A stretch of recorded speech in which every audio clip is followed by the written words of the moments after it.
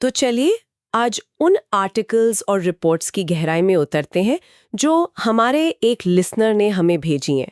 Topic है Bangladesh cricket team का आगामी T20 वर्ल्ड कप से संभावित बहिष्कार और खास तौर पर भारत में खेलने से उनका इनकार। हमारे पास कई न्यूज़ रिपोर्ट्स हैं, कुछ एडिटोरियल्स हैं और क्रिकेट वेबसाइट्स के एनालिसिस भी।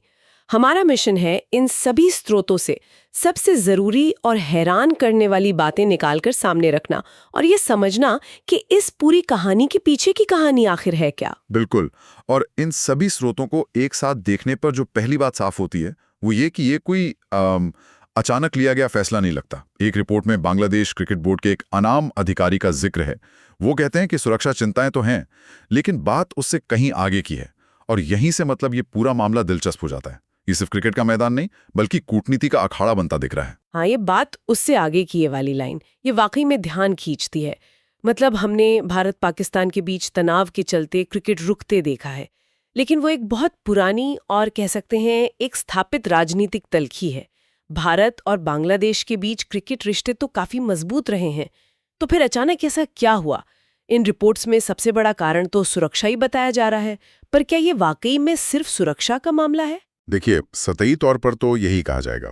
कोई भी देश अपने खिलाड़ियों की सुरक्षा को लेकर कोई जोखिम नहीं लेना चाहेगा।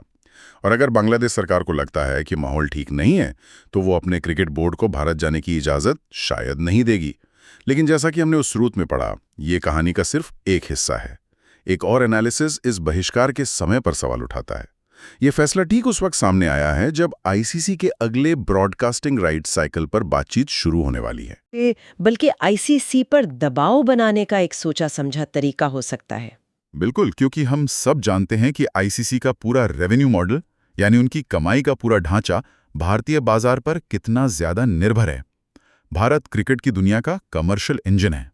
सारा बड़ा पैसा, ब्रॉडकास्टर्स, स्पॉन्सर्स सब यहीं से आता है। सही बात है। और अगर बांग्लादेश जैसी एक बड़ी जुनूनी क्रिकेट खेलने वाली टीम भारत में वर्ल्ड कप खेलने से मना कर देती है, तो ये तो आईसीसी के उस रेवेन्यू मॉडल पर सीधा हमला है। बिल्कुल सही। ये ब्रॉडकास्टर्स को एक संदेश देता है कि प्रोडक्ट यानी वर्ल्ड कप शायद उतना स्थिर नहीं है जितना वो समझते हैं। ये एक तरह से आईसीसी की दुखती रग पर हाथ रखने जैसा है। तो हो सकता है कि ये सिर्फ सुरक्षा को लेकर नहीं बल्कि आईसीसी में अपनी बात का वजन बढ़ाने के लिए एक पावर प्ले हो। इन रिपोर्ट्स को पढ़ते हुए एक और बात जो मुझे खटक रही थी वो है बांग्लादेश बोर्ड द्वारा इस्तेमाल की गई भाषा। एक बयान में कहा गया है कि वे किसी भी सूरत में भारत में नहीं खेलेंगे। ये भाषा बहुत सख्त है। मतलब ये बातचीत के दरवाजे बंद करने जैसी लगती है। आमतौर पर बोर्ड्स ज्यादा डिप्लोमेटिक भाषा का इस्तेमाल करते हैं, जैसे हम स्थिति का जायजा ले रहे हैं। इस तरह की सीधी और सख्त भाषा अपने आप में क्या कोई कहानी कहती है? कहती है। ये दिखाता है कि उन्होंने अपना मन बना लिया है और अब वो चाहते हैं कि गेंद आईसीसी के पाले में जाए।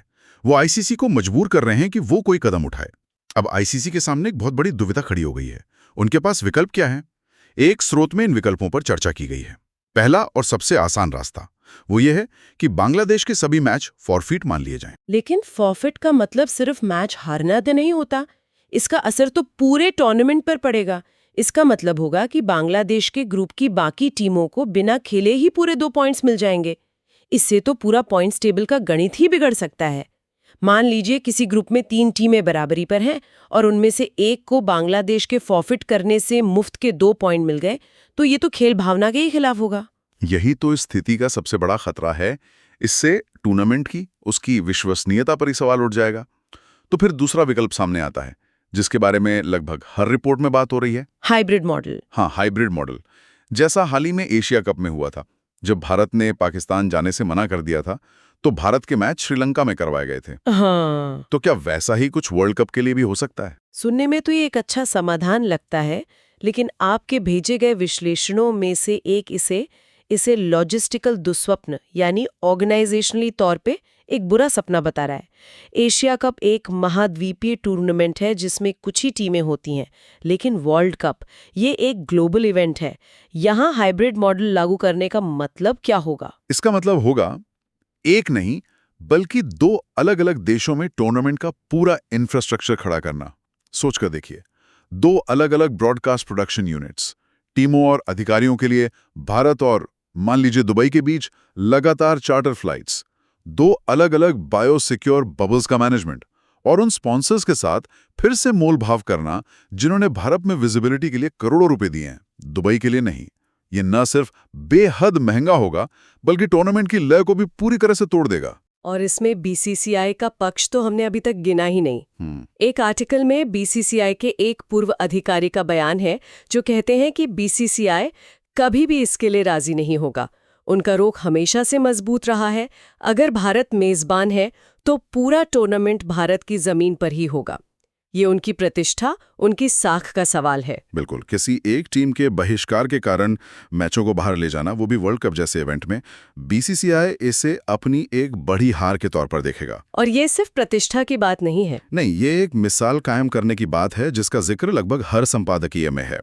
अगर आज आईसीसी बांग्लादेश की मांग मान लेता है और मैच भारत से बाहर शिफ्ट कर देता है, तो कल को कोई और देश भी अपनी किसी मांग को लेकर ऐसा ही दबाव बना सकता है। फिर तो हर वर्ल्ड कप से पहले मेजबान देश को अलग अलग टीमों के साथ मोलभाव करना पड़ेगा। ये एक ऐसा रास्ता है जिस पर आईसीसी कभी नहीं जाना चाहेगा। इस समय आईसीसी के हेडक्वार्टर में यकीनन आपातकालीन बैठकों का दौर चल रहा होगा, जहां इन सभी पहलुओं पर मंथन हो रहा होगा। तो एक तरफ बीसीसीआई का मजबूत इरादा है, दूसरी तरफ बांग्लादेश की सुरक्षा चिंताएं या शायद रणनीतिक दबाव है। ये तो वाकई में एक ऐसी स्थिति है जहां कोई पीछे हटने को तैयार नहीं दिख रहा। लेकिन इस पूरी सियासी और वित्तीय शतरंज के बिसात के बीच हम उन लोगों को भूल रहे हैं जिनके लिए ये खेल सबसे ज्यादा मायने रखता है।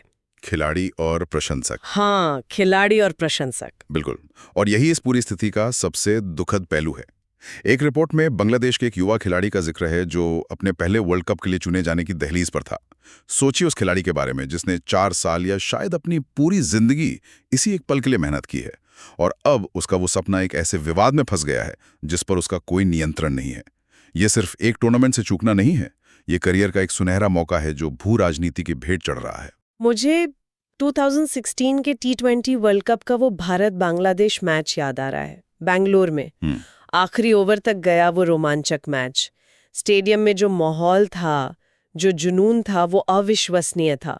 दोनों देशों के प्रशंसक अपनी अपनी टीमों के लिए जान छिड़कते हैं। ढाका और चटगांव की गलियों में क्रिकेट एक धर्म की तरह है। उन लाखों करोड़ों प्रशंसकों के लिए ये खबर किसी सदमे से कम नहीं होगी। उनका 4 साल का इंतजार शायद बेकार चला जाए। यही तो क्रिकेट की असली ताकत है जो इन विवादों में कहीं खो जाती है। अब सवाल ये उठता है कि क्या यहां से कोई वापसी का रास्ता है?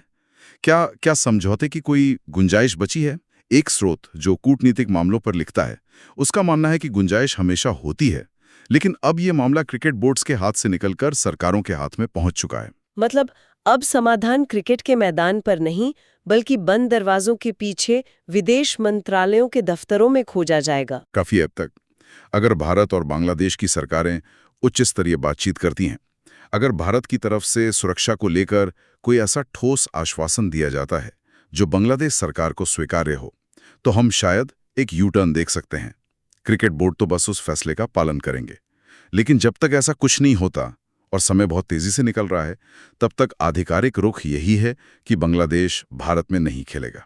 ये क्रिकेट की कूटनीति का एक क्लासिक केस बन गया है, जहां मैदान के बाहर की लड़ाई मैदान के अंदर के खेल पर हावी हो रही है। वाकई ये खेल की भावना के लिए एक निराशाजनक दिन है, जब स्कोर बोर्ड की जगह राजनीतिक बयान ले लेते हैं। इन सभी स्रोतों को खंगालने के बाद ये तो साफ है कि ये मामला जितना सीधा दिखता है, उससे कहीं ज्यादा जटिल और बहुस्तरीय है। इसके तार क्रिकेट, पैसा, राजनीति और राष्ट्रीय गौरव सबसे जुड़े हुए हैं। और इसका जो भी नतीजा निकलेगा, उसका असर आने वाले कई सालों तक क्रिकेट की दुनिया पर महसूस किया जाएगा। ये या तो आईसीसी की मजबूती को साबित करेगा या फिर उसकी कमजोरियों को उजागर कर देगा। तो इन सभी रिपोर्ट्स और विश्लेषणों को समझने के बाद एक अंतिम सवाल हमारे लिसनर के लिए सोचने को छोड़ जाते हैं।